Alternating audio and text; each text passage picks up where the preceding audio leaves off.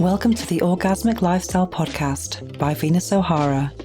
I'm here to welcome you into the world of orgasmic living by hosting experts to discuss orgasmic topics such as nutrition, spirituality, personal development, sexuality, and much more. Here, we will offer lifestyle lessons that can help you lead a fulfilling, joyous, and orgasmic lifestyle. I'm your guide, Venus O'Hara. Welcome to the 8th episode of the Orgasmic Lifestyle Podcast by Venus O'Hara. In episode 8, we'll be interviewing Dr. Andrea Pennington, author, acupuncturist, meditation teacher, and sex educator. Then, I'll be discussing the book I'm reading now, which is The Arts of Seduction by Seema Anand. And finally, we'll be experiencing a guided meditation with affirmations for self-esteem. But first, let's talk about my own journey to self-love. Our guest today, Dr. Andrea Pennington, has a fantastic TED Talk called My Journey to Self-Love that almost has 1 million views, and it's an incredible, incredible talk. Anyway, I thought I would share my own journey to self-love, and it's, how can I say it? I haven't arrived at the destination yet. It's all a journey. When I look back upon my life, that sounds like a Pet Shop Boys song. My biggest regret has to be not loving myself enough. Let me explain. I think I've kind of internalized other people's opinions of myself. For example, I was brought up very Catholic, and some people in my family really kind of looked down upon me when I'd had my first boyfriend and broke up with him, and the fact that I wasn't a virgin anymore. They kind of like said to me that I was secondhand and no one would love me. And even though on a conscious level, I did not believe that, I kind of maybe on a subconscious level did internalize it and did maybe think that, not just that, not because I wasn't a virgin, but also because I've been quite a weirdo. I felt that maybe some of my possibilities were limited in terms of what kind of people I could attract into my life and what kind of life I would have. I think I thought a lot of possibilities were just not available for me because of that. So anyway, oftentimes in my life, I had toxic relationships, even though some moments were amazing. I have had a lot of toxic relationships in my life and very intense relationships. And it's interesting that when I discovered sex toys, that actually freed me from toxic relationships and emotional roller coasters. But even though I was kind of more, let's say, emotionally independent, I did kind of go to the other extreme, and I became a kind of commitment phobe. And during that time, I kind of attracted a lot of guys who were unavailable to me, either emotionally, sentimentally, or geographically, which is kind of interesting when you start attracting people who live in different cities and they come to your city from time to time. It's really kind of a strange situation. It does kind of feel also emotionally safe because you can't get too deep and you have sporadic moments of intimacy, and then you can go back to your own life, which I guess in some degree it did kind of work for me back then. And also in friendships, I found that I have overgiven, and I've been that friend who's just been too helpful for people because I was trying to overcompensate something. Maybe I didn't see my own worth. And I was thinking, oh my God, you really want to be a friend with me? And that led to massive disappointment. I can think of many friends that I was kind of doing too many things for. For example, here in Barcelona, I speak French and Catalan and Spanish. So I had friends over the years who don't speak Spanish, and they've needed me to be a translator for them. But I've kind of gone the extra mile in too many situations. And there's nothing wrong with helping people as long as it's reciprocated. But when it's a one-way thing, and then the friendships turn into a kind of one-sided friendship, and then that person is only contacting you when they need something, I've lived that so so many times. And in the past, I kind of used to blame the other people for kind of taking advantage of me. But now I've kind of, I don't really think like a victim anymore. I feel absolutely responsible for my own actions and my own situation. I really believe that a lot of it was due to the fact that I wasn't loving myself enough.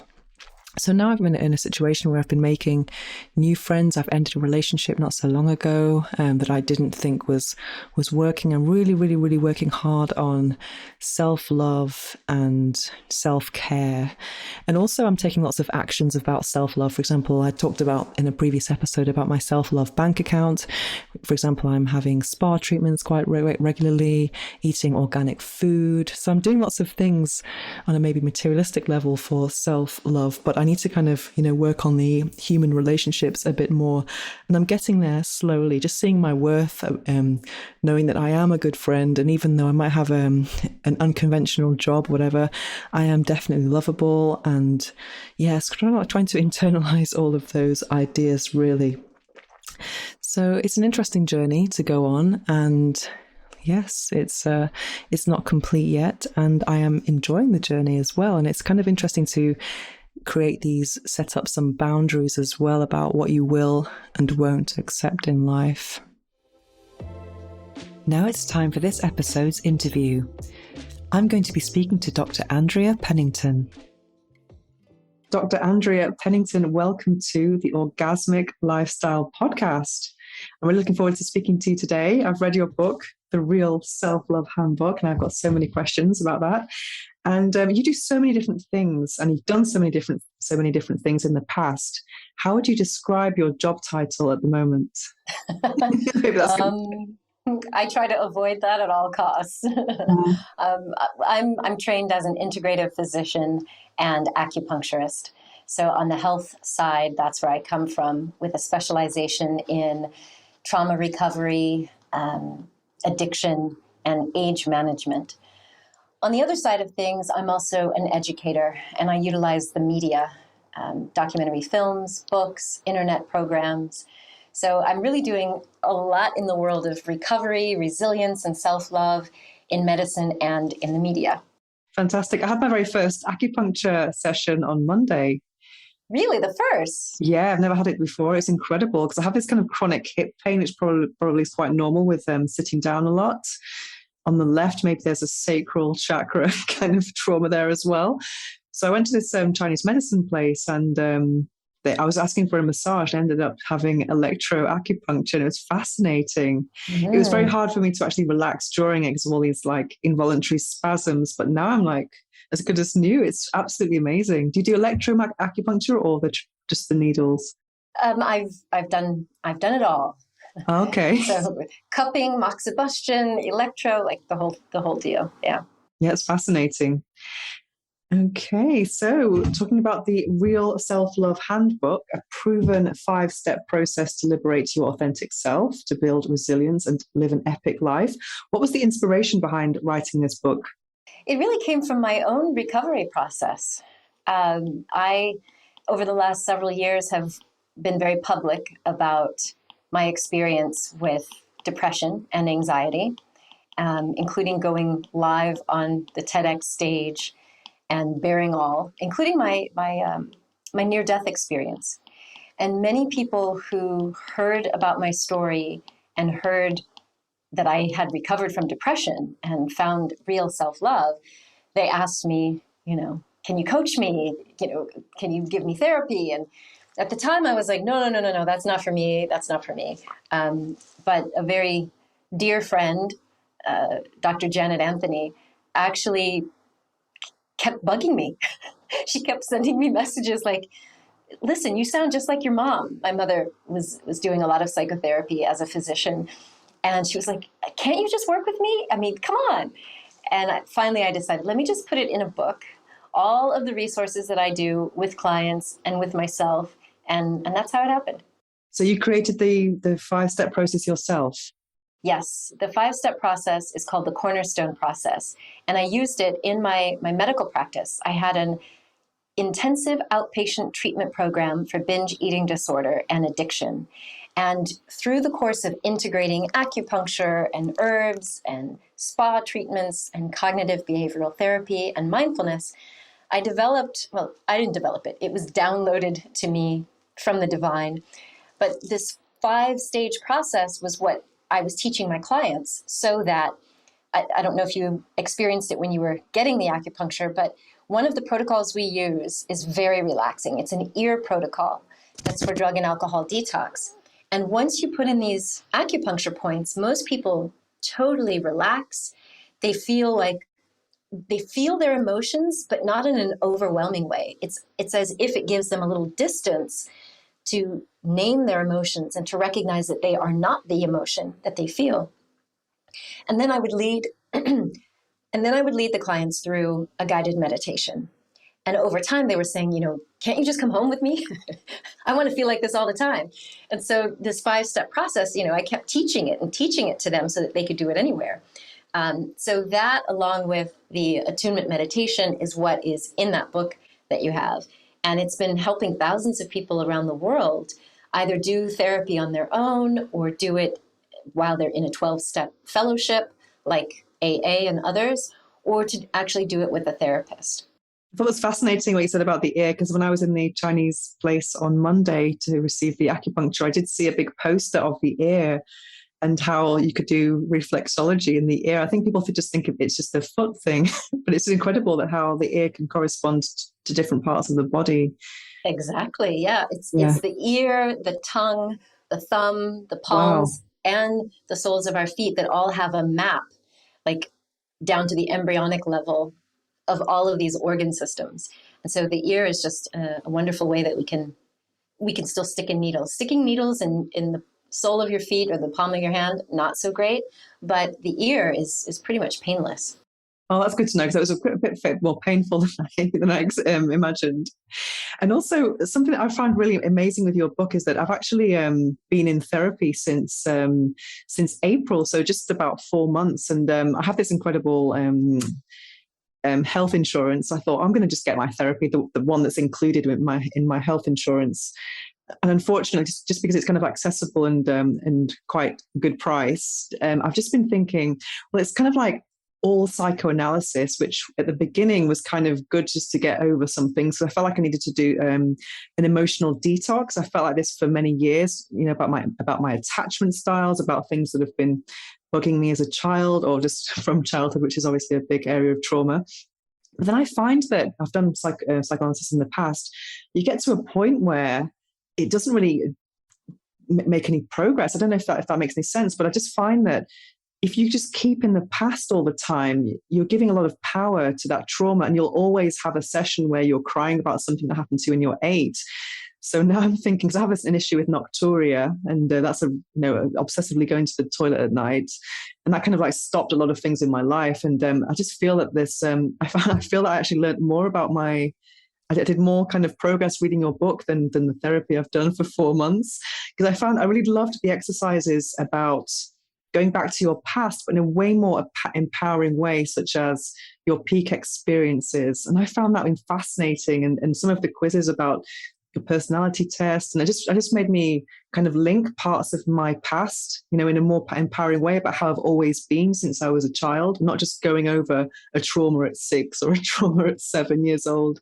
That's absolutely what people have been telling me all throughout the years. And I saw this myself with my clients, that I was surprised how many number of people in our practice had a history of trauma and had been through years of talk therapy and not gotten better until we did this integrative approach. And it's exactly as you describe. It's in the book, but I do it with clients, like connecting the dots from, for example, physical sensations, mental challenges you've had maybe with brain fog or perfectionism, procrastination, the inner critic, depression, anxiety. And you're so right that for many people, just reliving or retelling the story of the past is not very empowering. In that first session, like kind of what you described, in the first few sessions, people will feel better many times because it's a relief to finally have a trusted person that you can tell the truth about what happened to you. And typically, if you have a good therapist, they believe you, they can be empathetic. And that is actually very valuable in the healing process. But what I do in the book and work with clients and in all of my programs is that empowerment piece that you talked about. For one thing, we cannot change the past, but we can change the story that we tell ourselves about the past. And that's what traditional talk therapy, and even to some extent, cognitive behavioral therapy doesn't do. So with doing meditation, for example, you can access the content in the subconscious mind. And then when you do some of these journaling exercises that are in the book, you can start to rewrite your self-narrative. So if you've carried around a narrative of being a victim, I even don't like for people to say I'm a survivor of, because then you're wearing that as your identity. So when you kind of go back and you start to do these journaling exercises, you can actually rewrite the story. And we're not saying deny what happened, because denial is a huge part of the illness. When we make sense of it and then bring it to the present moment with our adult capacities, full of compassion, like reparenting ourselves, then whatever part of us that was wounded can actually grow up as well, so that we don't end up repeating the same cycles of behavior or addiction or relationships. Because I feel that I do kind of crave more input from a therapist, and I don't think it's ever going to happen. So I think if I carry on with this, I'll be doing it for years. I think there are other methods that are probably a bit more kind of just correcting the behavior, because I do believe that the source of problems can be the past, but the solution is really in the present. And also it goes against everything I believe in my spiritual journey. And everyone who's on a spiritual journey knows that the now is the real moment, isn't it? There's too much power to give them to the past, I think.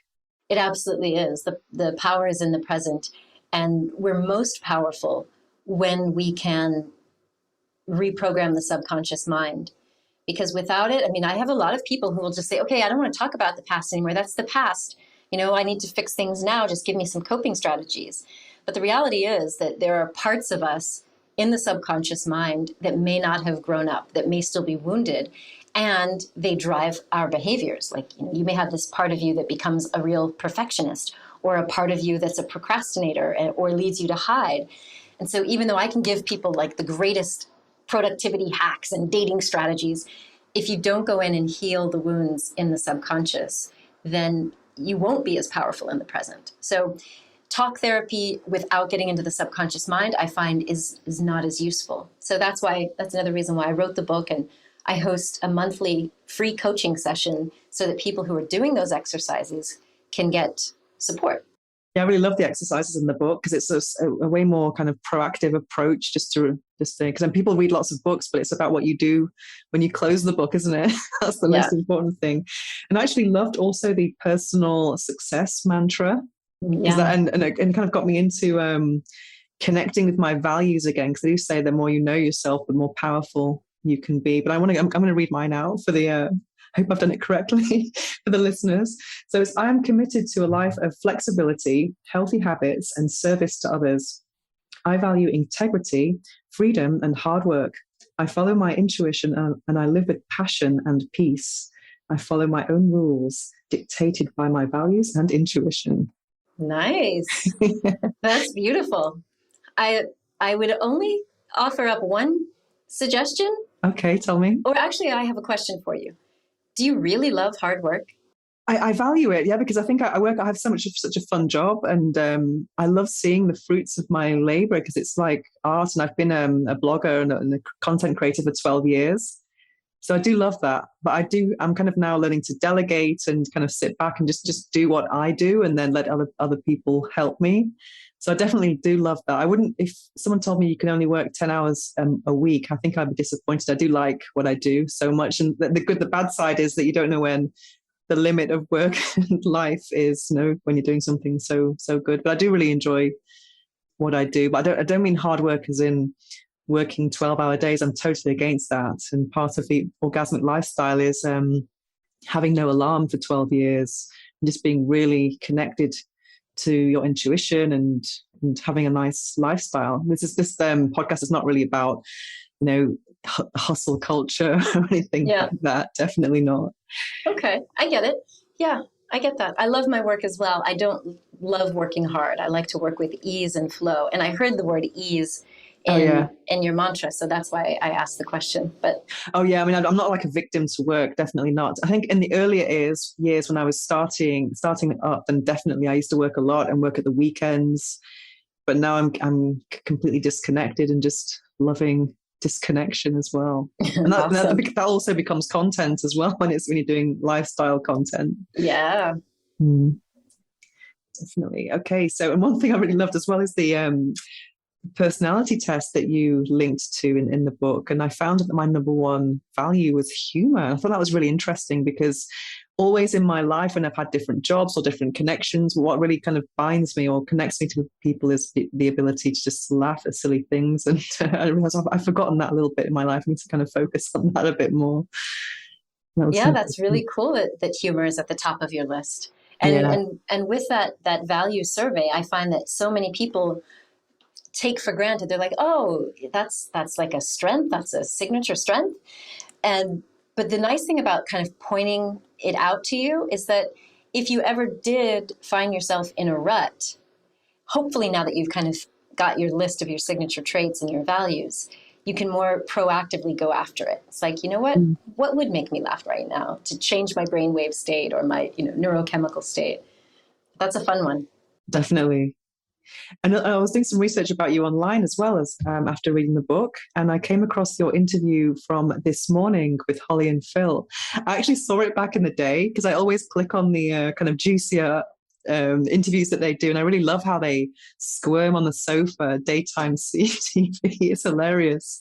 And I actually did see that back in the day, but I was reminded that it was you. And I was thinking, oh, wow, I'm going to speak to her in a couple of weeks. How cool. And they referred to you as the orgasm doctor. Isn't that interesting? And you have a book called The Orgasm Prescription. Do you actually prescribe orgasms? The answer is yes. You may remember from that interview that I said I recommend that my patients have at least 3 orgasms a week, and that is the minimum. That show with Phil and Holly was quite interesting. There's so many things I could get into that were interesting about it. First, the squirming on the couch, like, I don't know what it is about the Brits that like, they don't want to talk about orgasm and sex. And it was a little squeamish. But what was interesting about that was the show was aired on a Monday. We were live on Monday. Over the weekend, they conducted a survey with some of their viewers and asked women in particular about their opinions about orgasm. And the high percentage of women who reported back they feel guilty for having an orgasm was mind-blowing. So I'm sure that says something about the Brits, but it's interesting because what I found out in my research for that book is that, number one, orgasm happens in the brain.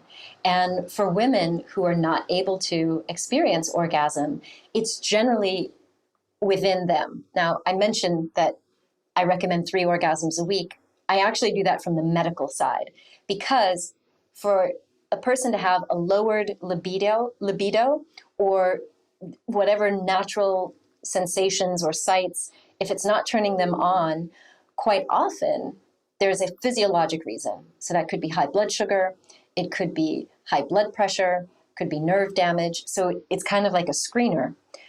But the other thing that we found is that for women, if we have way too much going on in our head, whether we're judging the situation, judging our partner, judging ourselves, judging whether or not we deserve, to have an orgasm, that's going to hold back all of that sexy, fun stuff. So, that was an interesting time. And sharing that book around the world has been really wonderful because I've gotten emails from people. Like, I had this woman in her 70s who said after 40 years of marriage, she finally had an orgasm with her husband. And I'm like, oh my God, you went 40 years? Oh my gosh. Yeah, I think women don't prioritize their own pleasure enough. And that's also, I get this very similar messages because I'm a sex toy reviewer and sex toy designer. So I get a lot of... I didn't know that part. Designer. Oh, yeah, okay. It's really fun because I've got 700 sex toys and it all started in 2013. I was very prolific in Spanish media. And I started to receive free sex toys, and I put two and two together and made it my business. And that's my business now. So obviously I do enjoy hard work, as you can see, because it's really fun. But I don't always feel like it, because sometimes I think, oh my God, and I've got these emails saying, have you done the review yet? And I'm like, oh, okay. I try to kind of respect my own biorhythms, not just do it because it's work. So that's it's quite an interesting job. But I do think that things have improved a lot over the years that I've been in this business, but I do feel that some women might feel as they're being unfaithful to their partners if they use a sex toy sometimes. So I think with men, they kind of assume they kind of can do things on the side, like watch porn or whatever. But with women, it's kind of like, oh, I shouldn't be doing this. Maybe that explains why some women feel guilty about it. They feel like they shouldn't be doing it, or maybe they feel that they can have a better orgasm on their own than with a partner, because often partner sex is too much focus on penetrations, and that's not really where the party is at for most women. Exactly. So that's a lot about what I talked about in the Orgasm Prescription for Women, but it's also in the Real Self-Love Handbook. It's just really understanding how you got programmed and doing kind of an inventory, like what are my beliefs about my body, about pleasure, about sex, about one of the things you'll see in the Orgasm Prescription for Women is that I say your partner is not responsible for your orgasm. Period. For women, I'm saying. So whether if you're a woman with a woman or with a man, it doesn't matter. You are responsible for your orgasm. So we can't put the blame and say, oh, my partner isn't, doing the right moves or doesn't have the right package. It's like, no, orgasm is your responsibility. Yeah, that's why people shouldn't be faking it. They should really take responsibility and communicate what's not going on, what's not. Because obviously men are not mind readers or clairvoyants. They need to be guided. Definitely. What about sex as we get older? I've really recently been investigating a lot the topic of sex and menopause, and I just read a statistic the other day about how this is a really growing market in the US, the postmenopausal women market for lubricants and for other sexual wellness products. I have massive questions about it because I think people don't really talk about it enough. And when people do, like let's say some celebrities share their experience, it's often very traumatic and very negative. I mean, you do wonder what's it going to be like, because I think I do find libido is often dictated by menstrual cycles. So that can really have a huge influence. Not having one, I wonder how it's going to be. Do you think it's possible to live a satisfying sex life without going on hormone replacement therapy? Well, absolutely, yes. HRT or hormone replacement therapy is wonderful for helping women who are in the perimenopausal, menopausal, and postmenopausal phase deal with some of the symptoms that come along, like hot flashes, vaginal dryness, vaginal atrophy, hot sweats, poor sleep, because all of those impact, of course, your desire to have sex, the enjoyment of sex, and orgasm. Personally, I feel like it needs to be a discussion you have with your doctor. Because of, the Women's Health Initiative, many people got afraid of HRT. But we now know that with bioidentical hormones, for example, and as long as you are treating locally, if, for example, you happen to have had an estrogen-sensitive breast cancer, there are ways to take advantage of HRT. I say that because even if you don't want to be on it for very long, for many women, some of the symptoms are really drastic. So, for example, as your hormone levels start to decline, as you reach menopause in the period around as well as during, vaginal dryness is like a major, major issue. And when that tissue is dry, then everything is going to be painful. And so, of course, lube is helpful, and that can absolutely be used, even if you don't, especially if you don't want to be on HRT. But the most important thing is to communicate. And as you said, a lot of people don't like to talk about it. For many of us women, we feel like, wait, am I less of a woman now? And especially if I have to rely on, creams or gels or, other things. But the more that you communicate with your partner, it doesn't have to be the end of the world. And for many women, it just means that foreplay needs to happen earlier and last longer. so that you continue to have that sort of receptivity. And some of the toys that you review can also be useful, because for many women, like say they hit 40 or something, or they are divorced and they're a little bit older, they might not actually be getting any action. And the vagina is one of those organs that it's like either use it or lose it. So we lose some of the contractile tissue and all of that. And so so for people who really are in the severe case, you might actually use dilators, which are not the same as dildos and vibrators. But all I'm trying to say is you can do some vaginal re-education if you are someone who is in menopause and maybe now you have a new partner and you want to get things warmed back up. Fantastic, because I live quite a natural life. I'm whole foods, plant-based, organic, and all of that. And I was reading this book, Sex for One by Betty Dodson, which I absolutely love that book. And she said that she was quite natural as well. And then she describes menopause. And then she said I think it was a few years after having menopause, then she went on HRT and she became juicy again. And I thought, oh, the way she described it was kind of like, well, I'm going to do that. I love that description. In fact, I work with a doctor who used to go by the name Dr. Juicy Jill. Oh. And she's a hormone optimization expert. And she talks about the same thing. Like, so for example, for people who don't want to use systemic estrogen, you can use, with the prescription from your doctor, many doctors will prescribe intravaginal DHEA, which is kind of a precursor to some of these sex hormones. And putting in, intravaginally, the same is also true with just straight estrogen. Women find that the lubrication returns, the density of the muscle tissue and the tissue returns.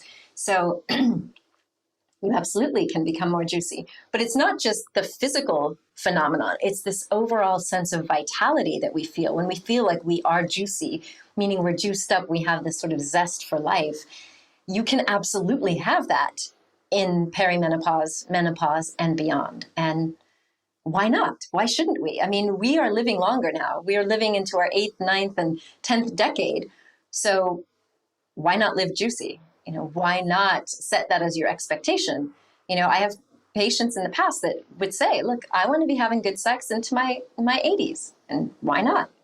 Definitely. Just today, actually, I researched HRT on the NHS from UK website, and I saw there's all these different things. It's not just one method. There are so many different methods now. So it's a pity we don't know about this. There's no kind of education or about it. I think you have to find out on your own. And then also, I think there's a lot of like female ego. We don't really share this with friends or people of the same age who might be going through it as well. Yeah, I don't know how. I didn't realize that it's not well talked about in the UK. I think there's certainly a lot more Americans who are on TV and writing books about it. I'm happy that I'm actually interviewing Dr. Stalker about this exact topic. How do we reclaim our juiciness? She teaches that. And if we would normalize it, then it would just be like anything else, any other transition that we go through in life. It doesn't have to carry this heavy stigma or shame. Definitely. And because in the background, you've got your Manifesting Love book there. Is that your latest book? Yeah, Manifesting Love and Holistic Healing came out in 2020. And Manifesting Love is all about what do we need to do internally, mentally, psychologically to prepare for a beloved. And whether that's a soulmate or whatever you want to call it, we go into that in the book.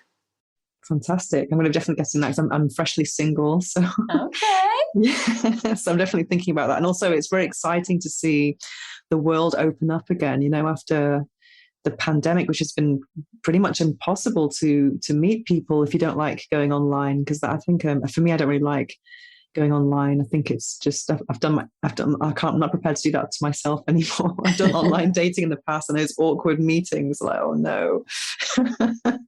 I rather much prefer to meet people in person and through hobbies, etc. So it's a lot harder these days. It's been a bit harder with the pandemic.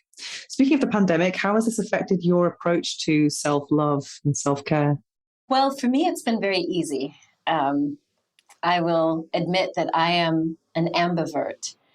I am pretty much an introvert most of the time. I can be outgoing when I need to be on stage or at a workshop, but I love being in my little cave. So the pandemic has actually been really good for me. It's allowed me to continue my self-care regimen with fitness and eating healthy. And I've come up with way more recipes, cooking for me and my daughter. Um, for me, I never really had a problem with the blurred lines between work and home because I've been running my company virtually for years.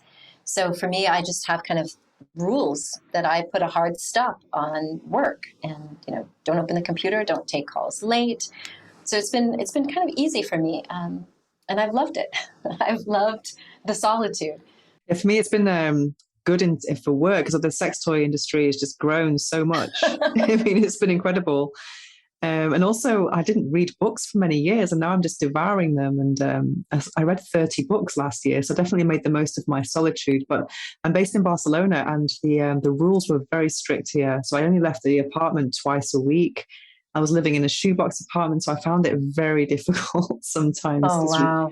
So literally, the streets were empty, and then there were people having parties in the day, so you couldn't really escape this kind of loud music and just noise all the time. And you just really feel the tension of people just wanting to go out. And also when you go to the supermarket, everyone was paranoid.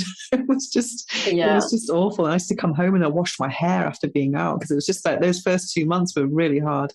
Yeah. Spain was definitely hit harder, I heard, than what we experienced in France. And for me, I mean, where I live in Cannes, it's very much like Barcelona, being able to be near the sea. But people here were actually pretty chill. I mean, which is interesting because sometimes the French, they don't want to have their liberties controlled. But yeah, it was I was living by the beach then, and I didn't see the beach for 8 weeks. Literally, wow. It was the end of the road, and there was police on the beach. You couldn't go on the sand. It was really, really, really strict. Then we could only go out at certain times of the day, depending on your age group. And wow, I feel like I've got post-traumatic stress disorder from it. I think a lot of people have, really. Yeah. I was actually in a retreat in France last week, an award-winning retreat in the French Pyrenees. You mentioned several retreats in your book. Off the top of your head, can you think of the top 3 retreats that you've been to? That I've been to, or that I facilitate? Okay, you facilitate retreats as well. Fantastic. Yeah, I do. Gosh, I have attended some beautiful sacred plant ceremonies in Iceland. Mm-hmm. They come up top of mind right now. Just magical ceremonies with soul white fire. Yeah, that's what's on my mind at the moment. When you say retreat, I'm usually thinking of my own. So I host retreats for speakers and for people who want to brand themselves here in the south of France.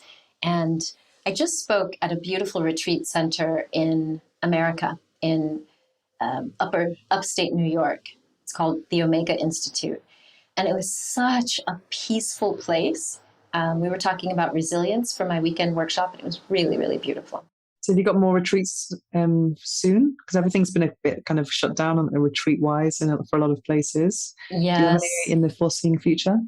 Other than that one, no. I am attending one at Rhythmia Life Advancement Center. It's a health center in Costa Rica. So I'm going for my birthday in November, wow. Which I'm so looking forward to. But the ones that I'm facilitating, it will be 2022, depending on what this pandemic does. In the south of France? Yes. Oh, fantastic. Fantastic. Okay, so a couple of quick questions. Do you have a phrase or an affirmation, a quote or a philosophy that you live by? Yeah, the philosophy I live by is that I am lovable just as I am. And it's what I tell everyone. You are lovable just as you are. That's fantastic.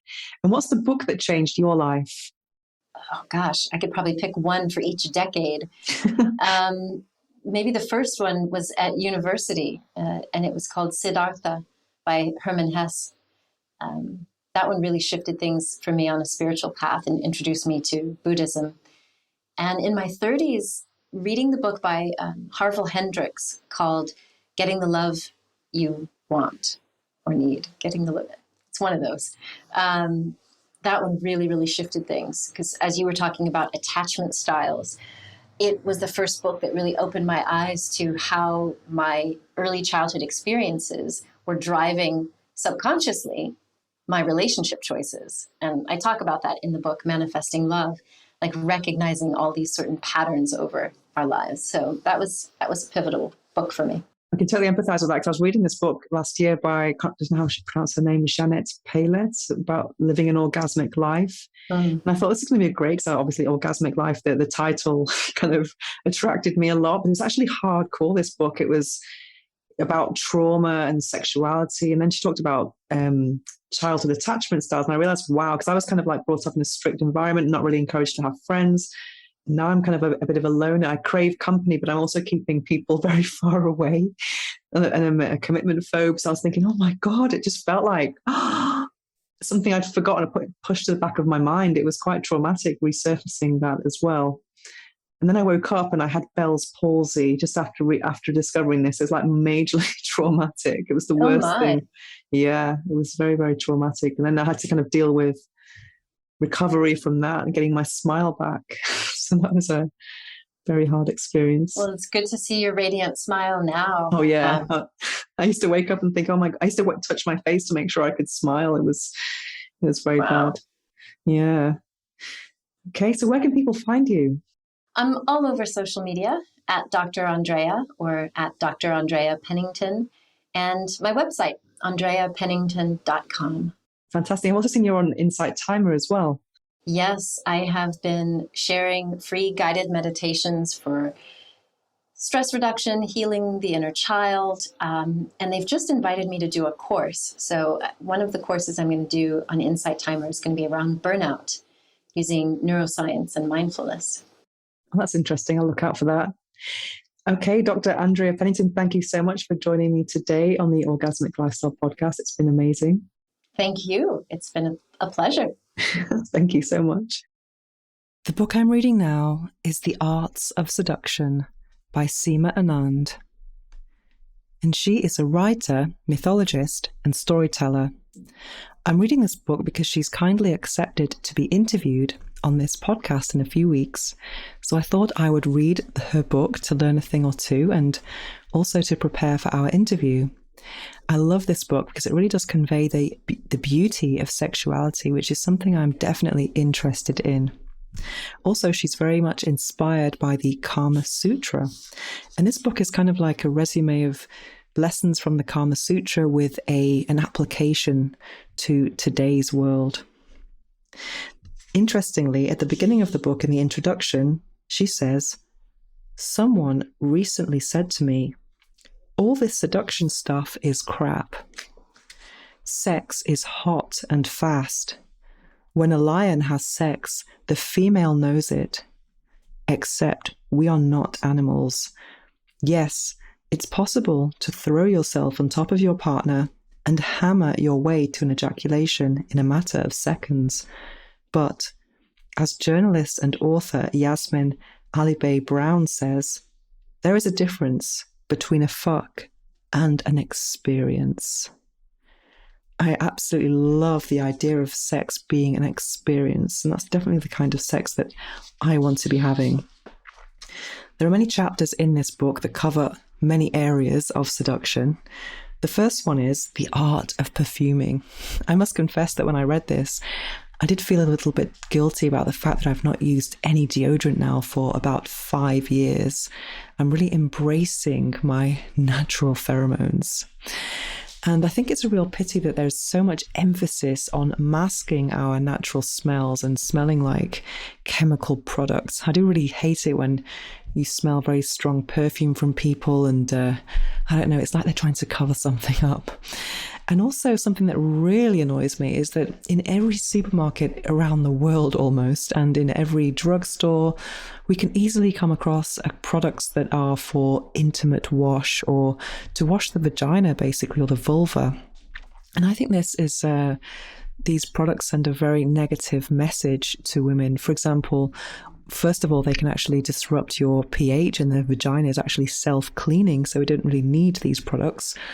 And also it really sends a message of the fact that your vagina kind of smells, or that it's dirty. I think this is a very negative message, and it's the kind of message that we start to kind of receive from adolescence. We have these jokes about fish, and also, it's just a very, very disempowering thing to not accept your natural smell, because a natural smelling, healthy and turned on vagina is actually a very, very, very nice smell. I think it's important to actually embrace those pheromones and not be ashamed of them, because if you are, then you're not going to be able to let go and enjoy cunnilingus. You'll be thinking, oh my God, I smell terrible.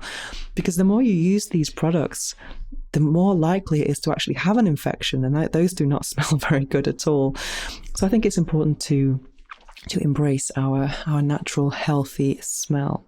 And it's very curious that despite the abundance of intimate wash for women, why is there no penis cleaner? You can't find it anywhere. It's very, very, very strange. Anyway, the art of perfuming here doesn't really talk about masking your own smell. It's about using oils and placing them in different parts of your body. So a lover's nose that's traveling around your body can pick up different smells in different places, which does sound very, very, very intriguing and seductive indeed. Something that really does seduce me is when someone really appreciates my natural smell, and they'll take time to sniff my armpit or my vulva, and then they show their appreciation. That's something that definitely works with me every time. Other chapters are quite interesting, such as lovers' quarrels and how arguing can really help keep the passion alive. Obviously not bickering, but having that kind of tension and obviously make up sex after. Then she talks about different codes between lovers, which is always interesting. I always find that when I am intimate with someone, we make up our own language and different words. And I love that type of intimacy as a linguist myself. Then there are chapters about erotic nerves, love bites, and interestingly, the phases of the moon. I absolutely love following the lunar calendar, and this podcast is actually published on new moon and full moon, so I'm definitely, obviously very, very into it. But she talks about how our erogenous zones kind of change according to which day it is in the lunar cycle, which is an interesting prospect. And also, even if you don't follow the lunar calendar, it can be interesting to do different things on different days to actually have some variety. There are also chapters on dildos, because dildos have been around for a very long time, kissing and oral sex, which really I did find quite intriguing, because I was brought up Catholic, and apparently the Catholic Church ruled out oral sex in the year 342 AD, because it obviously wasn't reproductive. So that's kind of interesting that oral sex, I mean, I think the Catholic Church has got a lot to answer for. For me, it's kind of like all this prohibition has made sexuality all the more appealing to me personally. Then there's something about feet, which actually inspired me to get a pedicure this weekend. The art of thrusting, pillow talk, sex and food. We love food, therapeutic sex, gems and precious stones, and many more. So I definitely recommend this book, The Arts of Seduction. And now I need to find someone to practice my new arts with. Now it's time to slow things down as we prepare for this episode's guided affirmations meditation.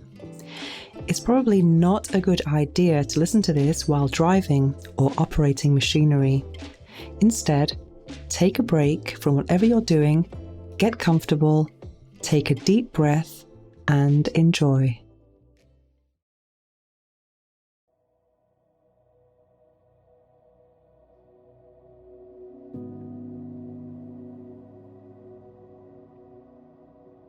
I believe in myself. I believe in my capabilities. I am worthy. I am intelligent. I am clever. I am confident. I believe I can do this. And I'm doing it now. myself. I believe in my capabilities. I am powerful. I am worthy of success in all areas of life. I grow with every challenge. I am talented. I believe I can do this, and I'm doing it now. I believe in myself. I believe in my capabilities. I let go of my limiting beliefs. I know I can achieve great things. I deserve everything I desire. I learn from my mistakes.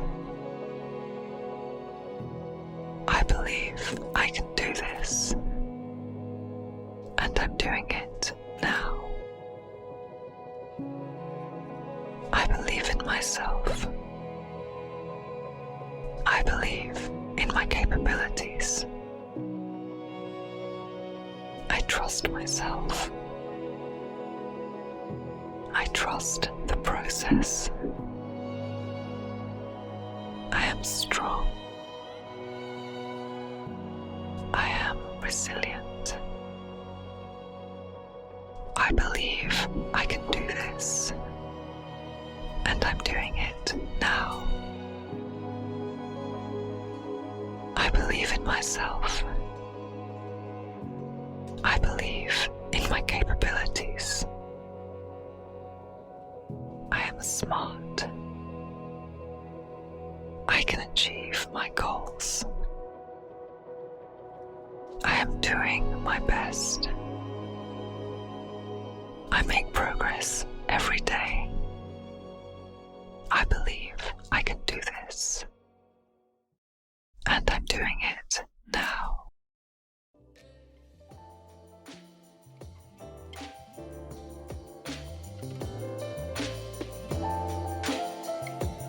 To find out more about me and my orgasmic lifestyle, visit venusohara.org or follow me on Instagram at instagram.com/venusohara.